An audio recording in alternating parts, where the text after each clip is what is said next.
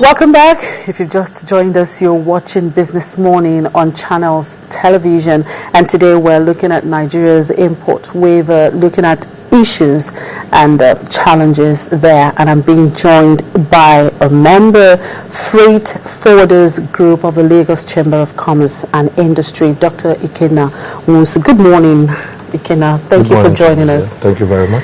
Yeah, talking about our waivers, of course, we saw what the president launched yesterday in terms of industrialization. Yes. You know, and when we talk about industrialization, really, that just crossed my mind, really. Here we're talking about losing about 1.4 trillion naira according to customs figure, and the Ministry of Finance says 171 million naira.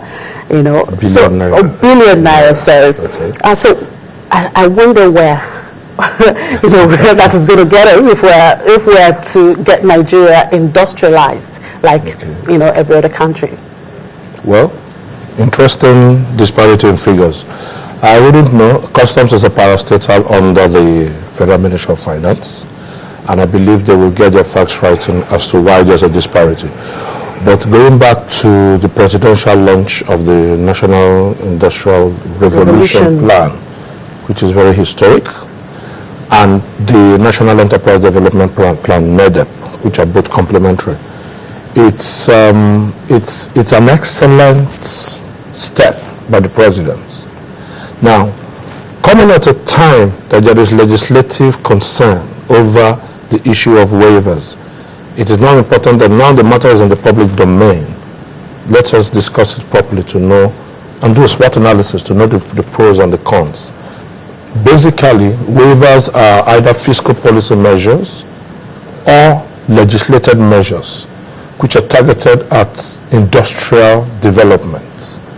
And protect local businesses. Yes, go and protect local businesses. You make their own products to be competitive against imported products. Yeah.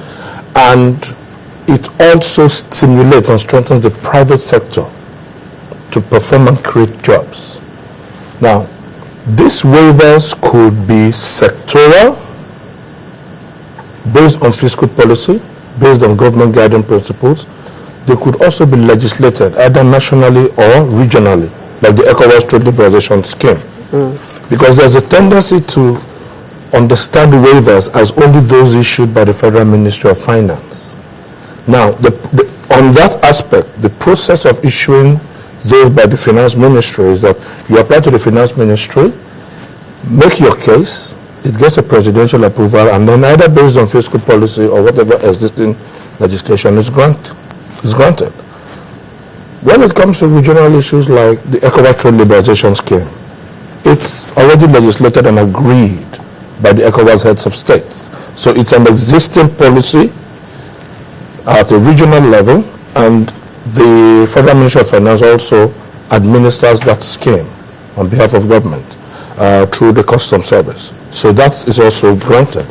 Now, sectors will include agriculture, manufacturing, new areas that the federal government calls pioneer industries, like the creative industries, entertainment. Then the traditional ones, construction, health, then exports generally, where we have the export expansion grant. Now, when we decide to do a SWOT analysis of the waiver regime in the country, based on the legislative concerns, what are the benefits? Because you start with the strengths. The benefits: job creation, stimulating growth. That job creation is very, very paramount, and then strengthening the private sector and leading to industrialization. What are the threats? Well, people say, like the National Assembly said, it reduces import duty expectations, revenue generation. Targets are not met. Customs says 1.something trillion. The ministry says 171 billion. But you ask yourself, what is the trade-off? Do you trade off your immediate revenue generation gains to the longer-term industrial revolution and industrial development of the country?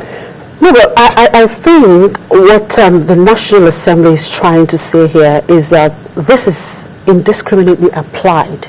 You know, some people who are not supposed, waivers are given to goods that are ordinarily supposed to pay for, and it's done individually, and some people who are not even supposed to get it are getting it. So it's been totally abused. I think that's the take of most people.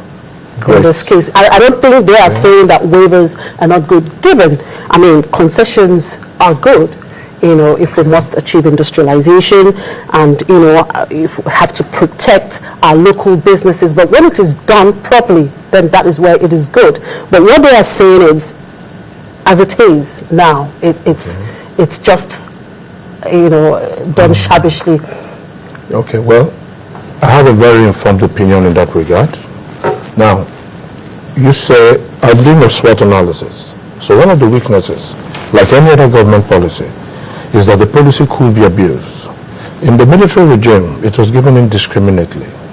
There was no basis for making it sectoral. So you come forward, it's the military government, they don't owe anybody an obligation, and they give you waivers to import vegetable oil, to import this and that.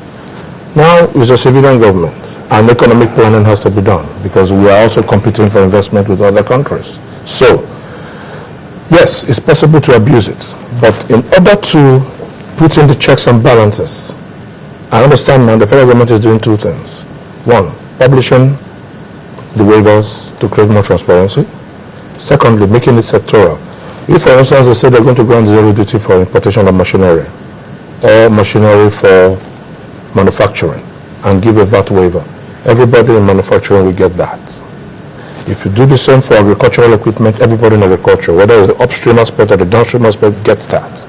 So it is okay for the National Assembly to do a probe to know where those abuses came from, how it occurred, and how to plug the loopholes. But I think it is very important to draw attention to the fact that it will not be in the national interest to say that the abuses override the benefits. At a time when Nigeria is going to be hosting the World Economic Forum, we are just launching an industrial development plan, it's very important not to send the wrong signals to the outside world. We are having power investors coming in and investing a lot of billions. At this time, legislators say suspend any new waivers in the meantime until we are through with it. We don't know when they'll be through. We think the better approach will be suspend any that you believe are not permitted or will be based on abuse process. In that case, the power investors who are coming in, if you decide to suspend whatever incentives that had been agreed with them, what are you going to expect? A reversal of investment flows? That's not what we're looking towards. And imagine the impact on job creation when all these funds come in from the power companies.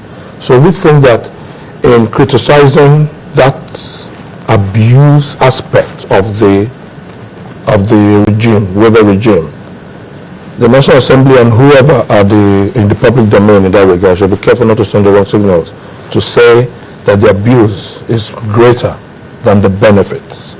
Rather, all of us are stakeholders in one process. So we should look at it critically.